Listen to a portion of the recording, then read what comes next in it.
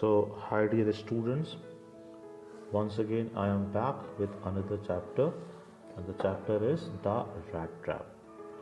See, personally, I like this chapter very much, and the main reason of it is its speedy narration. The chapter, in fact, runs in very pacey manner. It's not a kind of chapter where unnecessary things are stuffed, which in fact set a mood of boredom, tediousness. So chapter in fact has a good pace, one after one, episodes take place there, story advances. So this makes, I would say my favorite chapter. So because of that, this is worth reading chapter. So before we commence this chapter, let's get to know what is the theme of this chapter, what is the theory has been dealt in this chapter. So let's discuss the theme. See, the main theme of this chapter is that this world is a trap of material benefits. What I've told, this world is a trap of material benefits, and the most humans are prone to fall in. The most humans are prone to fall in. Let's try to understand it. See, when we are in this world, everything is kind of trap. It's a kind of snare, bait, and that bait tempts us. It attracts us, and then what happens when once we get attracted, we in fact forget all our benefits. We are prone to fall in it. Now you see that everything around us, what is that trap? How in fact we keep on running behind this trap throughout our life. We need big cars, bungalows, so many servants should be attending us. All right, we intend to live the most luxurious life. So all these things always get us work day in day out. And because of these traps, I always say this sounds the most ironical, we in fact run behind it for the sake of comfort, but ironically, for the sake of comfort we sacrifice our comfort. So that is the biggest irony of our life, that for the sake of comfort we sacrifice our comfort. So how all these things of the world act as trap for us, that what this chapter speaks about. And one more thing is there, one more theme is there, that which is of course very profoundly dealt in this chapter. So that theme is there, with goodness of heart and generosity. With goodness of heart and generosity, even a crooked man can be straightened. Crooked means bent, unsocial, rogue, bully, goon, vagabond. So even a crooked man can be straightened if we deal. Like some people say, no one is born criminal. So of course there are people who become criminal circumstantially.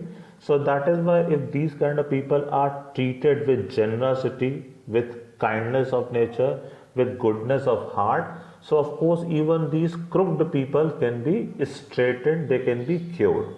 Alright, so now why to wait more? Let's start this chapter.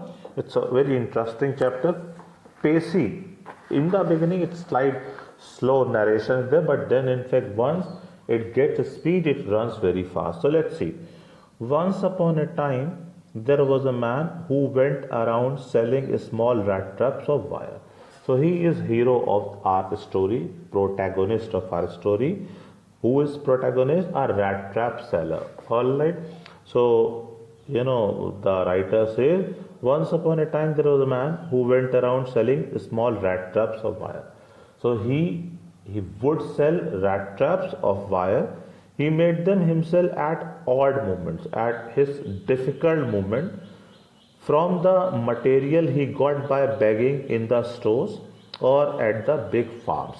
So he in fact made those rat traps himself by begging the raw material from big factories. Like in our country, we are very much in benefit. Once we use a thing, it's of course good. but once a thing gets out of order, even then we earn some bucks by selling that thing to junk dealer, junk monger. Junk dealer, junk monger. You must have heard a very symphonical, musical sound in the morning. Loha teen based dalo, or like that person is called junk monger or junk dealer. But it does not happen, I believe, in foreign countries. Can you imagine, what in the streets of New York a junk monger is doing the same Loha teen based dalo? How funny it would be. So it does not happen there. So that is why whatever was useless material for these factory, for these farm, those things were given to the rat trap seller. Alright, and by using them, he used to make rat trap for himself, for his earning. But even so, the business was not especially profitable. Although he did not have any investment for raw material, nevertheless, it was not a fruitful, you know, entrepreneur for him, business for him. Perhaps there might not have been many rats, in the country. Let me tell you, the background of the country is Sweden. It's a story of Sweden. We'll get to know after. So he had to depend upon, to both begging and petty thievery. Petty thievery means small stealing. So for his survival, he was dependent on two works. Number one, selling of rat trap, and second, indulging in small thieveries, means small thefts. Fine, to keep body, begging and his clothes, to keep body and soul together. Of course, what is the meaning of to keep body and soul together? Of course, it means to be alive. For keeping himself alive, he was dependent on both the work.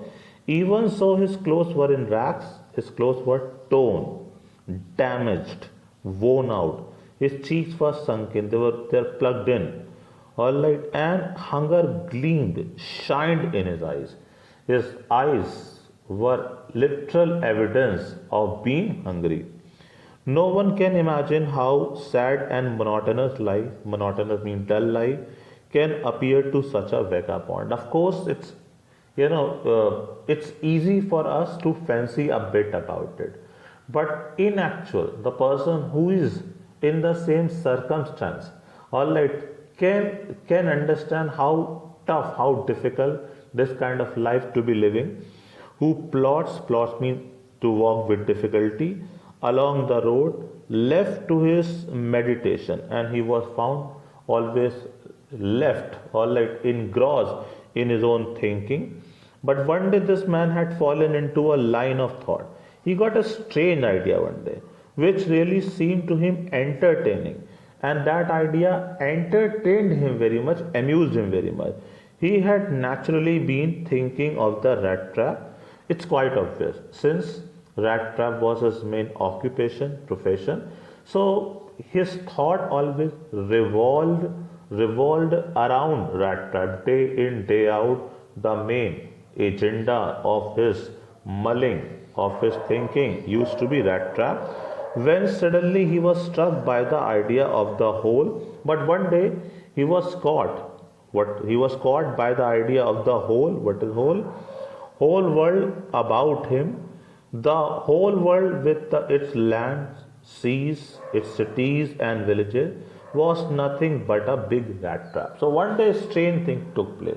He developed a very strange metaphoric comparison of world being a rat trap. He in fact mused that this entire world is itself rat trap, with cities, with villages.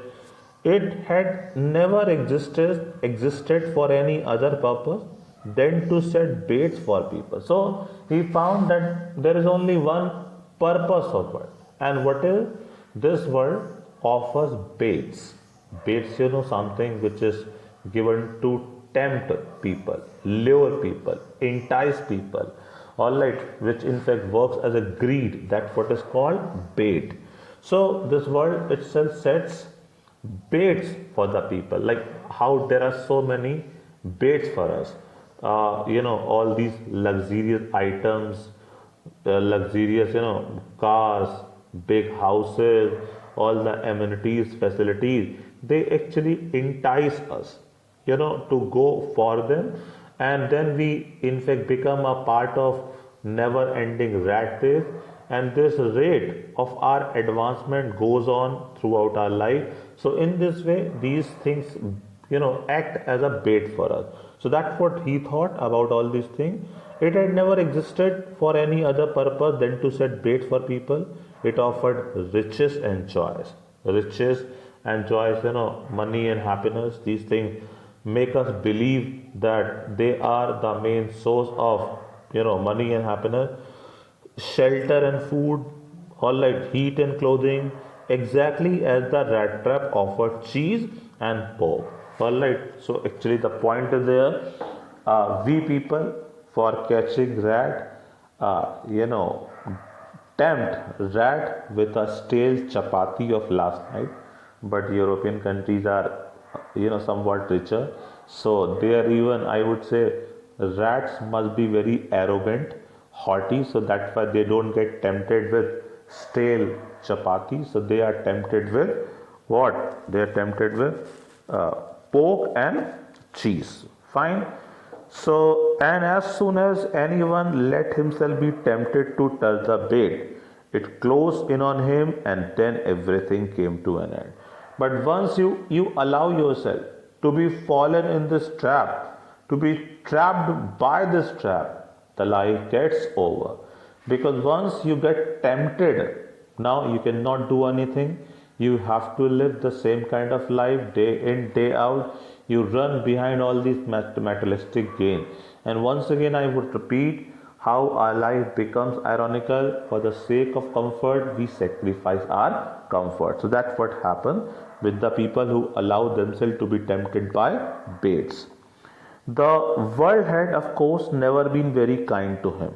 So it gave him unwanted joy, strange joy, to think ill of it in this way. It's a human nature. You see, if someone has done wrong to you, and when you think wrong about him, it in fact gives you strange happiness. Like someone has beaten you publicly. Now in your heart, this vindictive feeling has been going on. You always fancy something wrong to be taken with that person. And whenever you think, even this thinking gives you a great pleasure, a great joy. So, since the world had never been good to Rat Trap Seller, when he thought bad about the world, it in fact provided him with immense joy. Fine. It became a cherished pastime. It means good pastime or like enjoyable pastime of his during many dreary plodding. Dreary means dull, and plodding means walking with difficulty. To think of people he knew who had let themselves be caught in the dangerous snare. Snare means bait. Again, what is offered to catch someone, that's called bait. So when he thought about the people who had allowed themselves to be fallen, in the bait, he in fact got joyous. He got mirthful by thinking about them and of others who were still circling around the bait. And yes, there were so many other people who were on the verge, on the extent, on the threshold of falling in. So when he thought about them, he got strange happiness. Again, someone has done something wrong to you, and when you fancy something wrong to be taking place with him, it provides you with immense joy. So the very same scene was there with him as well. Now let's see. One dark evening, as he was trudging along the road, walking with difficulty, he caught sight of a little grey cottage. Alright, a dull sighted cottage was there, house was there by the roadside, which was by the roadside, and he knocked on the door to ask shelter for the night. He in fact knocked at the gate. He wanted to linger there, stay there for the night. Nor was he refused. Nor was he refused also. He was allowed to stay, and it was, let me tell you children, it was a very strange thing. Why it was a strange thing to be sheltered there? Because instead of the sour faces. Let me tell you what is pronounced sour, not sour, sour. Let me so in place of sour faces, which ordinarily met him. So previously, wherever he tried to take shelter anywhere, he in fact found unwelcoming faces. Sour, you can say. Sour means dirty, which is not pleasant. Of course, that tangy flavor is also called sour, but here sour means unwelcoming faces. People were not ready to accept him, to give shelter. Tangy faces, sorry, not tangy faces. How can faces be tangy? Unwelcoming faces, sour faces, which ordinarily met him. The owner, who was an old man without wife or child, was happy to get someone to talk to him in his loneliness. So, owner was completely a lonely man. He thought it would impart him a fabulous company, especially for the night, to be with rat trap peddler, rat trap person. So that is why he allowed him to come in. Immediately he put the porridge pot on the fire and gave him supper. Fine, he prepared porridge and gave him supper. Supper is the last meal of the day, is called supper, and porridge is an eatable dish. Then he he cut such a big slice from his tobacco roll that it was enough both for the stranger pipe and his bone. So he arranged tobacco roll, which was to be filled in the pipes of both of them. Finally, he got out an old pack of cards and played Majois. All like it's a game of card Majois with his guests under bedtime. Sorry, with his guests until bedtime, until they slept. Fine. So in this way, I would say the person Crofter is a kind of farmer. So he was a farmer. Gave fine reception to him because he was stranger. He allowed him to stay. He gave him comfortable bed. He in fact gave him porridge to eat. And of course, he in fact allowed him to, he gave him tobacco roll also. So he in fact seemed to be a good hospitable person, hospitable as well as generous person. The old man was just as generous with his confidence as with his porridge and tobacco. The way he showed his confidence, in giving him tobacco, and what else was there? Tobacco and porridge. Likewise, he showed his confidence in his being as well. How he showed his confidence being is there? Let's see. The guest was informed at once. Who was the guest of Crofter? Of course, rat trap seller, who has been called paddler also. And there are several words which have been used for him. He has been called paddler, tramp, vagabond. Fine. So he in fact told him at once that in his days of prosperity, get me, there was a time when this Crofter was a prosperous man. He was a rich man. His host had been a crofter at Ramjo Iron Work and had worked on the land. So at that time he was a farmer. He was a farmer, and where he had been working, there was a big land area which was called Ramjo Iron Works. So this Ramjo Iron Work used to be a factory, big factory. It had acres of land. So over there, this man Crofter used to do farming. Land. Now that he was no longer able to do labor because he had become old, so he had abandoned his farming.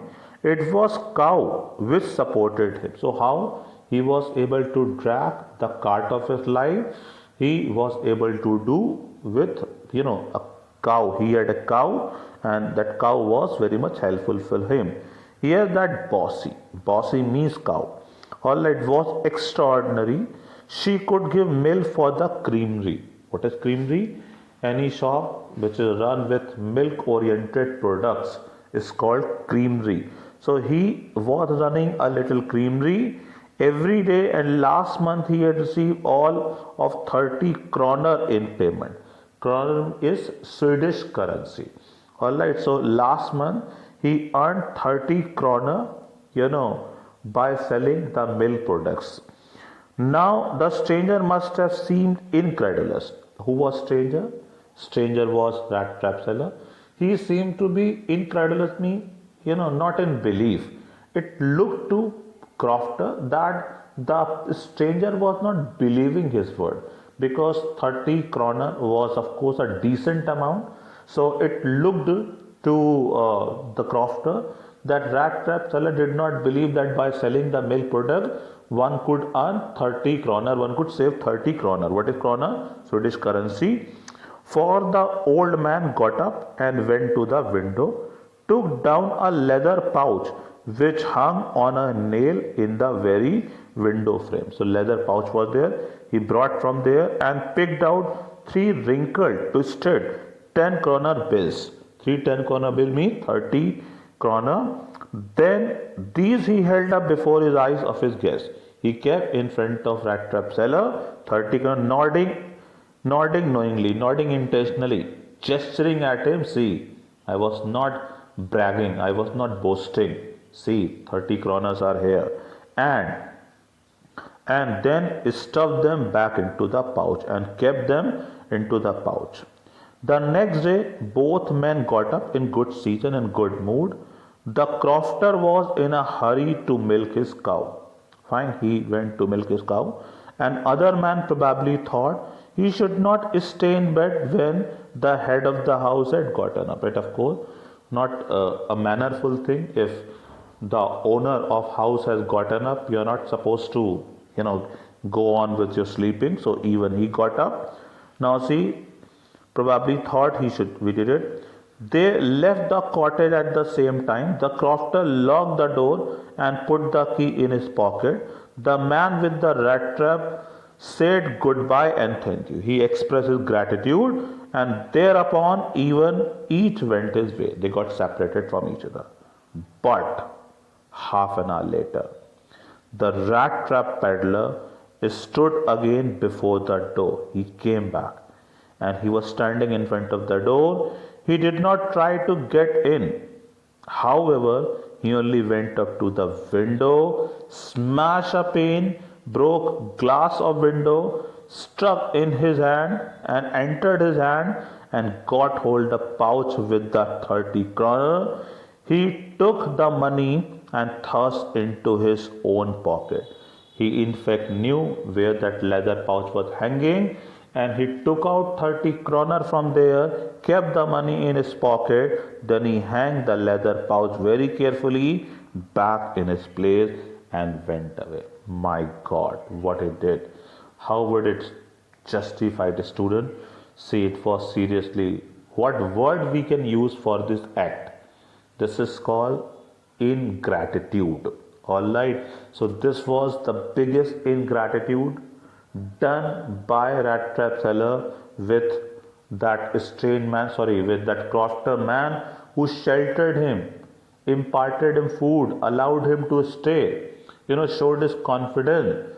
But what he did in exchange, he robbed him, he stole 30 kroner. So this is what is called ingratitude, ehsan faramoshi. So we must not be ehsan faramosh to anyone. So with this, I am compelled to end this video till here. The remaining chapter would be covered in next video. Thank you so much for watching. You are very great, and so am